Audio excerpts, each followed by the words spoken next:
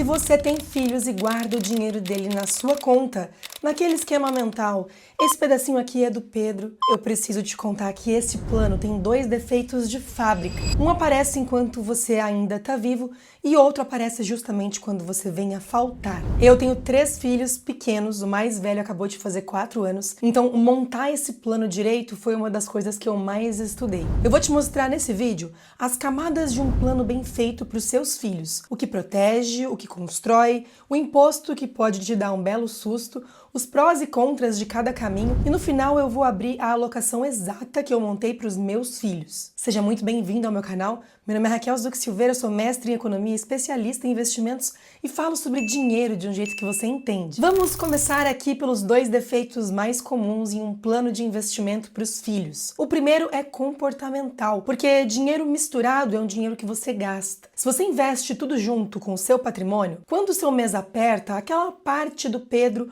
pode muito bem virar, sei lá, o conserto do carro, entende? Você promete repor depois, mas nem sempre você vai conseguir. Sem separação física, o dinheiro que era para ser do seu filho vai ficar mais vulnerável. O segundo erro é muito mais grave. Se você investe tudo na sua conta e você vem a faltar, esse dinheiro aplicado por regra vira parte da sua herança.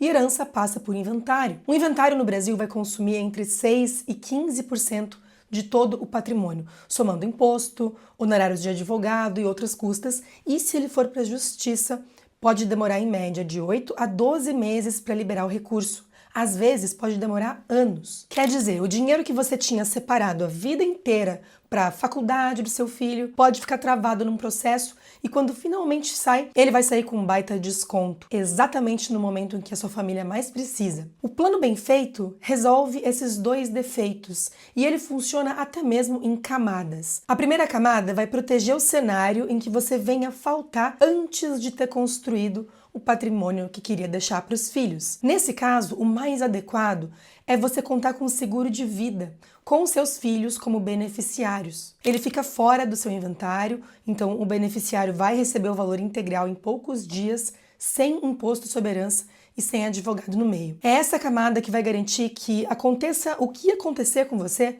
os custos mensais do seu filho vão continuar sendo pagos enquanto a vida se reorganiza. Como escolher um bom seguro? Quanto de cobertura faz sentido? E por que o seguro temporário costuma ser melhor que o resgatável? Eu já expliquei em um vídeo inteiro sobre isso. Tá linkado aqui em cima. A segunda camada é a construção de patrimônio.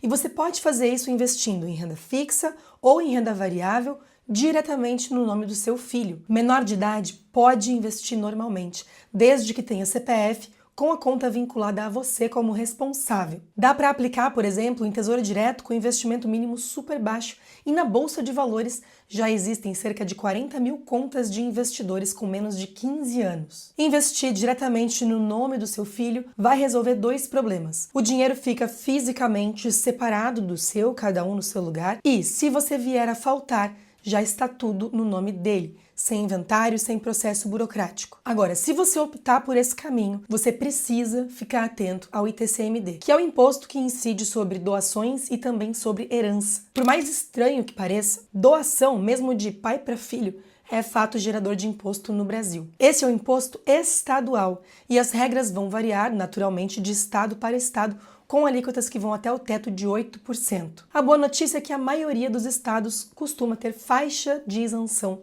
anual. Em São Paulo, atualmente, por exemplo, doações até cerca de R$96 mil por ano por pessoa são isentas. E esse valor é corrigido todos os anos. E olha como isso joga a favor de quem aporta todos os meses. Guardando mês a mês, ano a ano, você vai doando aos poucos, dentro da faixa de isenção do seu estado, se tiver, otimizando a questão tributária e sucessória de forma perfeitamente legal. Até porque otimizar é uma coisa, sonegar imposto é outra. E doação se declara, inclusive no seu imposto de renda, tem que constar como doação feita. Fazer isso certo, pagando o imposto direitinho, sai barato. Fazer errado vai te cobrar lá na frente multa e juros. Um outro ponto de atenção muito importante desse caminho é o seguinte: o dinheiro que está no nome do seu filho é dele.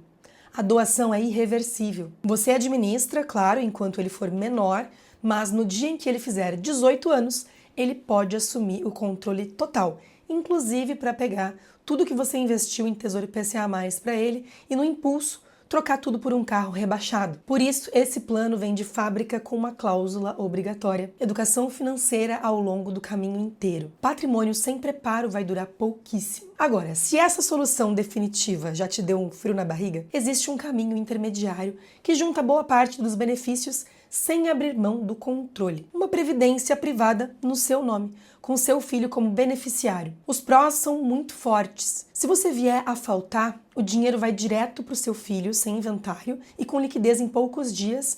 E Previdência tem essa proteção sucessória hoje por lei. Em decisão unânime de dezembro de 2024, o nosso STF declarou inconstitucional a cobrança desse imposto sobre herança, o ITCMD, sobre VGBL e PGBL na morte do titular, porque o repasse ao beneficiário é contratual, sem passar pela herança. E isso agora foi pacificado recentemente na reforma tributária com a Lei Complementar 227 de 2026, que colocou no papel expressamente a exclusão da Previdência desse imposto. E se você não faltar, que é o cenário mais provável e o mais desejado, o dinheiro continua seu. Você usa para as coisas do seu filho quando precisar. Faculdade, intercâmbio, entrada no imóvel. Assim você pode evitar a doação irreversível se você preferir estar no controle durante toda a história. Ponto de atenção para quem optar por Previdência. O imposto de renda só vale a pena para o dinheiro que está aplicado a partir de 8 anos, porque daí você vai pegar uma alíquota de 15%.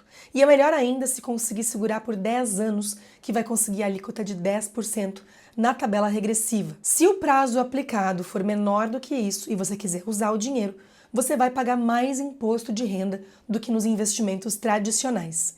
E lembre o seguinte, Previdência é um envelope. O que define se ela é boa ou ruim é o fundo que está dentro e principalmente a taxa que você paga. Fundo caro come décadas de rendimento. Como escolher uma previdência que preste e não seja uma bomba, considerando taxa, regime, portabilidade? Eu coloquei isso num vídeo completo só de previdência que está linkado aqui em cima. Na prática, esses caminhos podem se combinar. Dá para ter conta no nome do seu filho para uma doação planejada e educação financeira e uma parte em previdência como sua reserva estratégica de pai e mãe. As proporções vão depender muito do seu caso. Agora, digamos que você decidiu abrir a conta para o seu filho. Onde você pode fazer isso? Boa parte dos bancos e corretoras aqui no Brasil só vão abrir conta para maiores de 8 anos. Os meus filhos têm menos de 8 anos, então as minhas opções ficaram mais restritas. As opções que eu encontrei foram o Banco Next, que é o banco digital do Bradesco, que eu pensei em usar para fazer depósitos na corretora Rico, onde eu iria investir,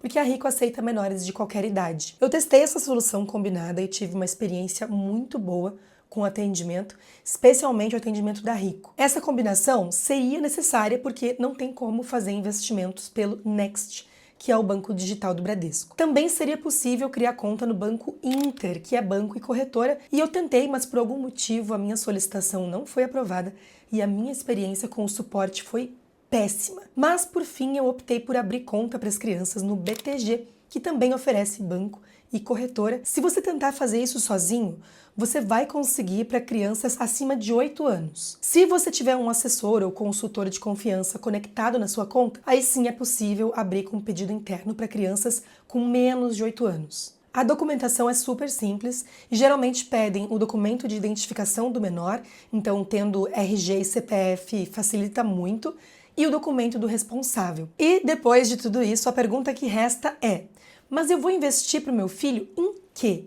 Como vai ser a carteira que eu preciso montar para ele? Primeiro, saiba o seguinte: o uso desse dinheiro e o prazo vão ditar tudo. Guardar para a faculdade aos 18, por exemplo, é um tipo de projeto, um tipo de alocação. Patrimônio para servir de pé de meia para a vida adulta depois dos 25 é outro tipo. Ajudar a engordar a aposentadoria do filho quando ele for bem mais velho, com 40, 50 anos, é outra coisa. Cada um pede uma carteira diferente. Segundo, você só vai investir no que você entende. Essa regra vale para o dinheiro do seu filho, para o seu dinheiro, para tudo. Na dúvida, comece em renda fixa, Tesouro Selic, Tesouro IPCA+, de prazo mais curto, alinhando o vencimento ao uso desse dinheiro. Eu vou compartilhar aqui com vocês a alocação que eu planejei para os meus filhos, só para ilustrar o racional da construção e destravar um pouco quem está perdido. Para contexto, o meu filho mais velho tem 4 anos, eu tenho uma outra de 3 e uma de 1. E esse dinheiro tem um uso previsto entre 15 e 20 anos à frente. Prazo longo permite o uso de renda variável e eu sou profissional e tenho perfil arrojado, então ficou assim: 50% em renda fixa, focando mais na parte da renda fixa atrelada ao IPCA, 20% em renda variável Brasil e 20% em renda variável internacional, que é aí o motor de longo prazo via ETF. E além disso, eu coloquei 10% em alternativos, Bitcoin e ouro, sendo que para Bitcoin eu só uso a porcentagem para comprar e não vou rebalancear. Mas vejam só, isso é o retrato do meu caso, com o meu prazo, com a minha tolerância a risco, meu conhecimento. A receita para o seu filho sai das suas respostas. No fim, o que investir para os filhos exige de você é estrutura, proteção para o caminho, uma construção inteligente pensando em sucessão, imposto declarado e otimizado dentro da lei e educação financeira como sua herança principal. No fim do dia, o que investir para os filhos vai exigir mais de você é estrutura, proteção para o caminho, construção inteligente pensando em sucessão, imposto declarado e otimizado dentro da lei e educação financeira como herança principal. Se você quer ajuda para desenhar esse plano completo para o seu caso, seguro, camadas de investimento, previdência, alocação por prazo, não somente para o seu filho, mas para a sua família como um todo, é exatamente o que eu faço com cada cliente no meu atendimento individual. Aplica hoje mesmo para uma vaga, o link está na descrição. E me conta nos comentários, você já investe para o seu filho hoje? E onde?